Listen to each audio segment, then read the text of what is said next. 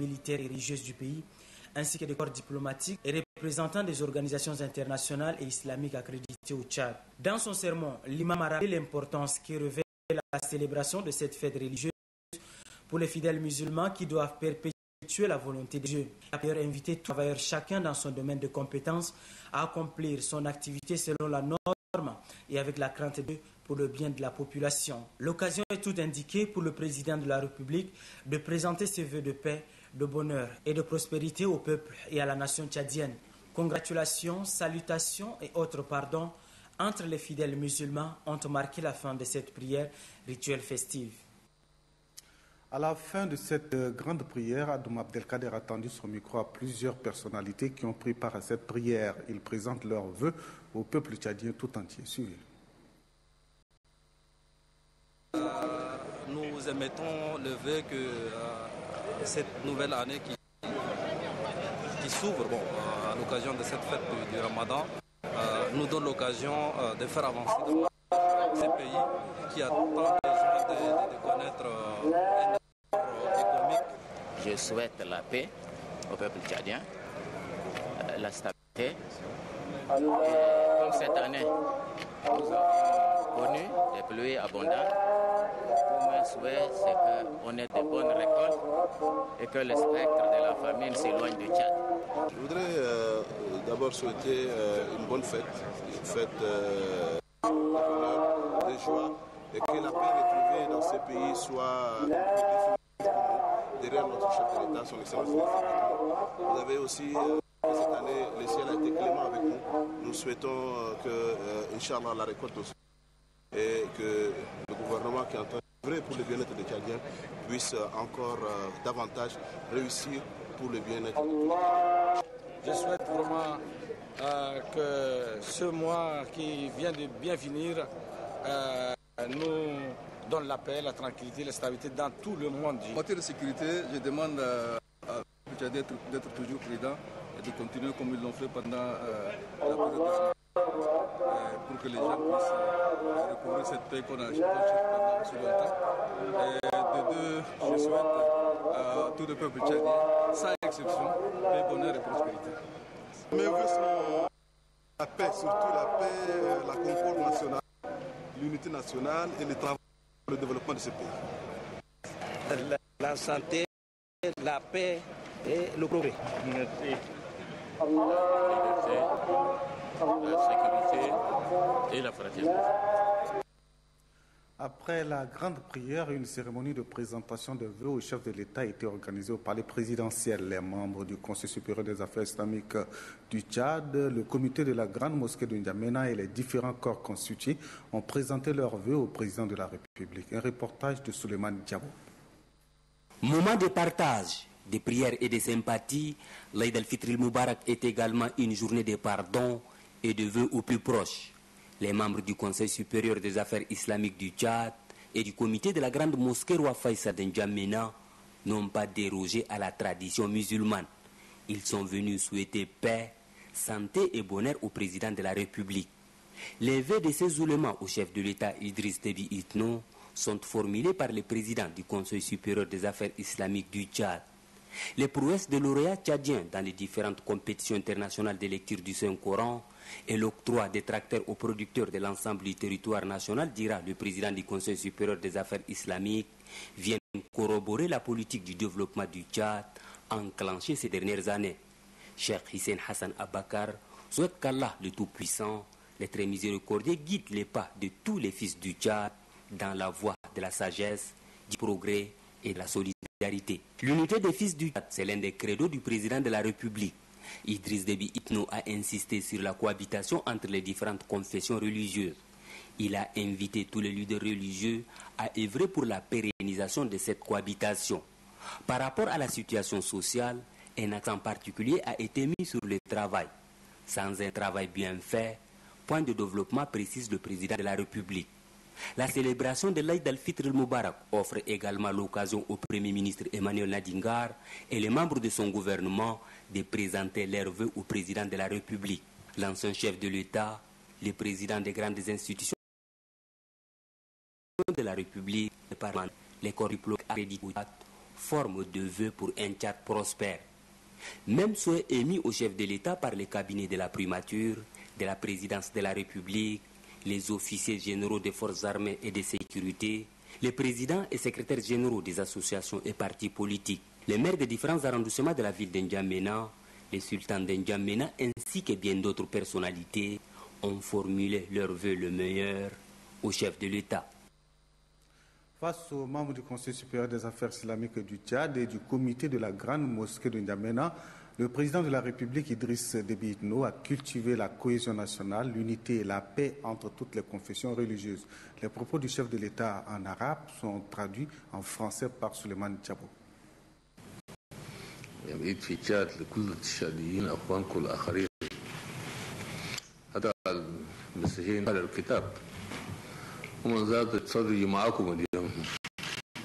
La fête de l'Aïd el-Fitr au Tchad est célébrée par l'ensemble des Tchadiens, musulmans et chrétiens. La solidarité entre les différentes confessions religieuses augure un lendemain meilleur.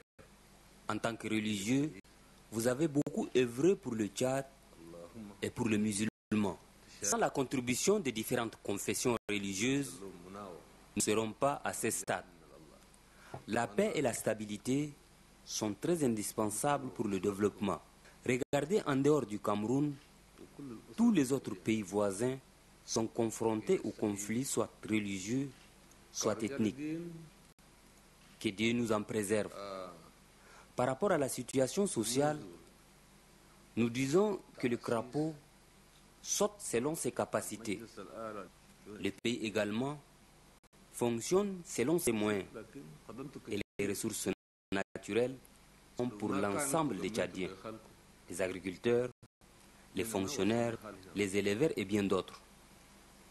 Je me demande s'il faut construire les pays ou transformer tous les revenus de nos ressources en salaire aux fonctionnaires. Il faut que les Tchadiens comprennent, chaque citoyen a droit.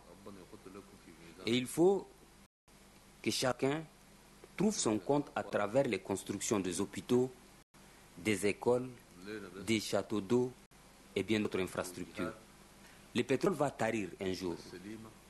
Saisissons cette occasion et construisons notre pays.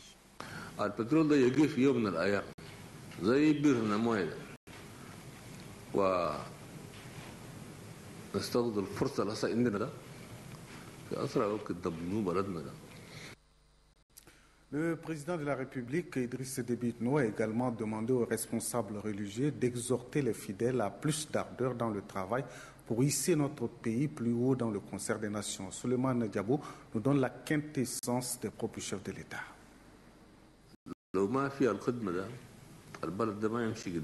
Sans travail, le pays ne peut pas progresser. Dans vos prières, vous tous, les différentes confessions religieuses, sensibilisez vos fidèles au travail. Que Dieu aide le Tchadien à bien travailler et à bien aimer sa patrie. Chaque instant, il faut qu'il pense à son pays. Et aux responsables de l'administration, je dirais que les responsabilités qu'ils occupent, ce sont les responsabilités du peuple. Ils doivent servir le peuple. Le salaire égale travail. Et un travail bien fait. Tchad a connu trop de troubles. Il faut que les gens abandonnent les esprits de division. Les mensonges ne peuvent jamais développer un pays. Comme un seul homme, lèvons-nous pour la construction du pays. Cette année, Dieu merci, la saison s'annonce très bonne. Nous remercions le Tout-Puissant. C'est vrai, nous avons distribué des tracteurs et la distribution des tracteurs va se poursuivre.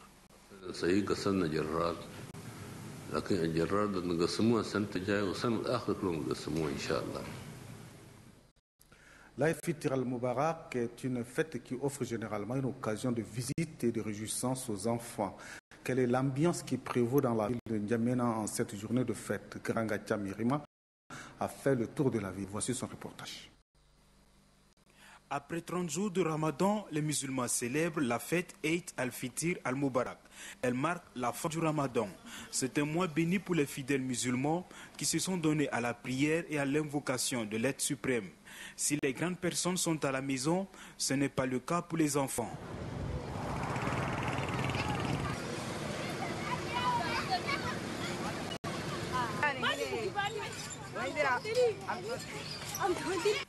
À l'occasion de la fête Eid al-Fitr al-Mubarak, les parents offrent des cadeaux aux enfants.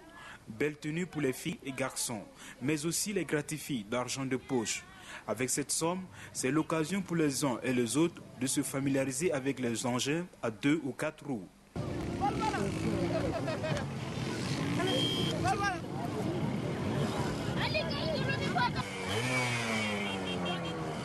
Eid al-Fitr al-Mubarak offre l'opportunité pour les fidèles de témoigner leur reconnaissance à Dieu, mais aussi visiter les amis. Chaque fête, les gens on visite les parents, tout ça, mais surtout les fêtes du Ramadan, c'est une fête qui est très différente. Parce que pour cela, nous sommes aujourd'hui. Nous sommes très contents pour visiter les parents, pour les saluer. Eid al-Fitr al-Mubarak a permis de consacrer ainsi la prochaine année à Dieu pour que règne la paix et la prospérité au Tchad. Autre chose à présent, dans le cadre de la célébration du 5e anniversaire de son parti, le président du MPTR, Mouvement des Patriotes Tchadiens pour la République, Mbaïmo Guedmbaï Brice, a animé hier soir une conférence de presse à la Maison des médias du Tchad. Les consultations électorales, la cherté de la vie et l'annulation partielle des résultats du baccalauréat sont au nombre des sujets qui sont au centre de cette conférence de presse. La synthèse de cette conférence de presse avec Noubadumbaï Taloumati. Un député et 2 conseillers communaux élus, c'est le résultat obtenu par le mouvement des patriotes tchadiens pour la République, MPTR, lors des différentes consultations électorales. Le bilan est présenté par le président fondateur à l'occasion de la conférence de presse marquant les 5 ans d'existence de cette formation politique. Hormis le bilan dressé, le président a abordé plusieurs thèmes, notamment les crises sociales qui minent le pays, à savoir la grève de l'Union des syndicats du Tchad, l'insécurité, l'annulation du résultat partiel du baccalauréat et la cherté de vie. Pour Mbaïmo Brice, son parti sollicite la tenue d'un forum national afin de juguler la mauvaise gestion administrative qui caractérise le pays. Le MPTR exige l'organisation d'un forum national réunissant les corporations socio-professionnelles, les partis politiques, les associations de la société civile et le gouvernement sur le mode de gouvernance au Tchad pour permettre de redorer un tant soit peu le blason de notre pays. Le président du MPTR souligne que l'accord du 13 août 2007 est un accord électoral. Pour ce faire, il souhaite la création d'un cadre fiable et dynamique qui prend en compte certains aspects de celui précédent pour l'alternance pacifique des futures élections. Le président de soutenir que l'envoi des militaires au Mali est une initiative louable. Néanmoins, elle doit se faire en amont et en aval avec les partenaires de l'État. Il apprécie aussi l'annulation partielle du résultat du baccalauréat, qui est une solution pour les futurs cadres de l'administration tchadienne. Mbaïmo Guedmbaï Brice exhorte le gouvernement à éviter le quota régional pour le recrutement dans la fonction publique. Selon lui, c'est une pratique qui compromet l'excellence et le développement du pays. Hier soir, l'hôtel Santana a vibré au rythme d'Africa Melody. Ce groupe musical qui faisait le bonheur des mélomanes renaît de ses cendres grâce à la volonté de 2 artistes musiciens. Ce premier concert d'Africa Melody a rassemblé plusieurs invités de marque et les mordus de la musique tchadienne. Une chronique musicale signée Rosalie Andigué.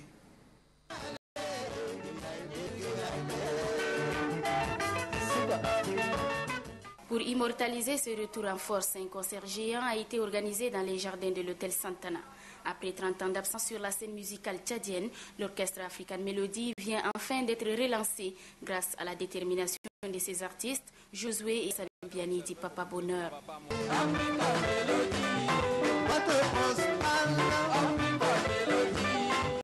L'insuffisance de moyens financiers pour permettre au groupe d'évoluer sur la scène musicale, le manque d'entretien de matériel de musique ou encore les événements douloureux qu'a connu le Tchad sont entre autres les raisons qui ont séparé les membres de l'orchestre African Melody. L'orchestre, à un certain moment, a eu beaucoup de succès. On s'est fait suffisamment d'argent jusqu'à aller même presser nos disques à un certain moment, nos appareils ne répondaient plus. Les musiciens étaient les mêmes, les notes étaient les mêmes, les compositions étaient les mêmes. À la sortie, le goût est autre chose. On écoute autre chose. Donc, arrivé à un certain moment, les clients nous ont fui et les événements ont enfoncé le clou. Les membres du gouvernement, le sultan de la ville de N'Djamena, les invités et les fans ont effectué le déplacement pour saluer cette ténacité des nouveaux promoteurs d'African Melody. La soirée qui a vu la présence des artistes invités n'a pas laissé le public indifférent.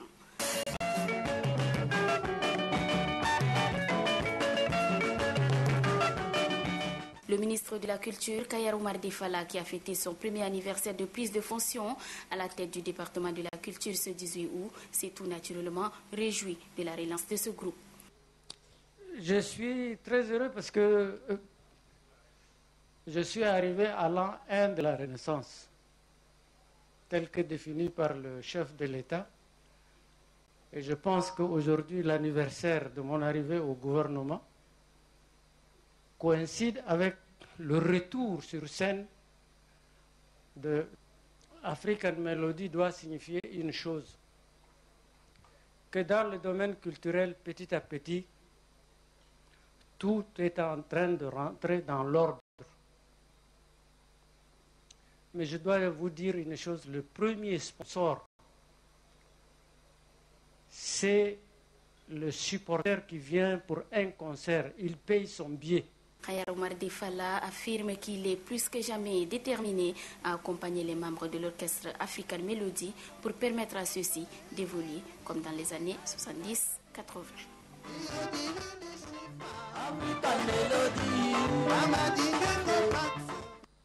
Hors de nos frontières, nous allons nous rendre avant tout au Congo-Brazzaville pour parler de la Gazelle. C'est le nom qui a été donné à un train moderne qui relie la capitale économique du Congo, Pointe-Noire, à la côte atlantique. C'est une aubaine pour le peuple congolais.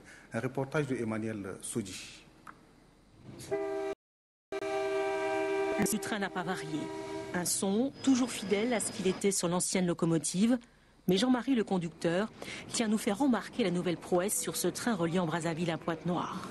Lorsque le conducteur agit sur son frein, la réaction se fait plus rapidement qu'en utilisant le frein à vide que nous avions avant. Plus de sécurité, mais aussi de nouvelles voitures flambant neuves, entièrement climatisées. Ce train moderne appelé la Gazelle, plus rapide donc, fabriqué par les Sud-Coréens, vendu à l'État congolais, est censé améliorer les conditions des voyageurs. C'est surtout nous qui devons être disponibles et disciplinés quand nous prenons ce train.